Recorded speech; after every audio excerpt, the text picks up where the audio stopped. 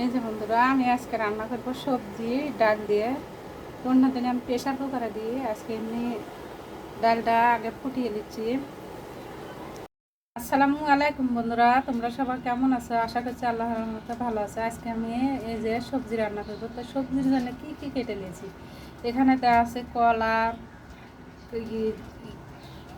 পটল, তারপরে আলু, কচুর ডাগরে, তারপরে কাঁকরোল, পেঁপে, এগুলা দিয়ে একটা সবজি রান্না করবো। তো আপনারা ঘরে যা যা থাকবে তাই দিয়ে সবজি রান্না করতে পারেন। কচু দেওয়া আছে। তো এগুলাই আমাকে ডাক্তারে খাইতে বলেছে, কারণ আমার একটু সমস্যা।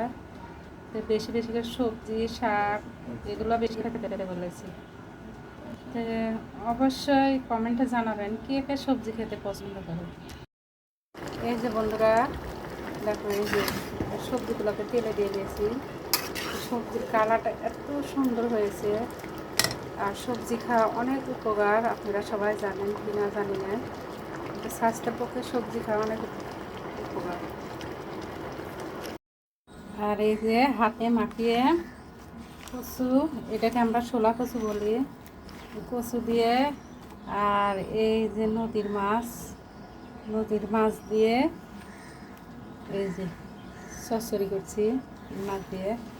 আর এই কচুটা আমাকে খুবই ভালো লাগে। আর এটা আমার আম্মার বাসা থেকে আমার আব্বা দিয়ে গেছে, আপনাদের সাথে শেয়ার করা হয়নি।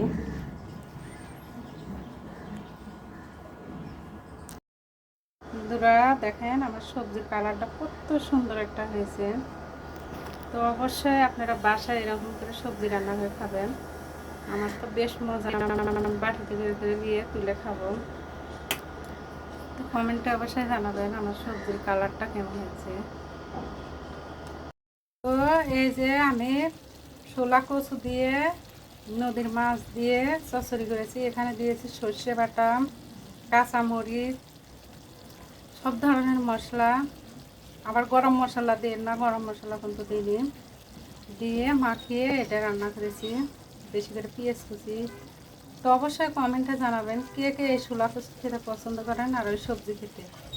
আর আমার ছেলেপেলে এগুলো খুব কম খাওয়া, ওদের জন্য কালকের মাংসের তরকারি আছে। তা আজকের মতন ভিডিও পর্যন্ত, আল্লাহ হাফেজ সবাইকে।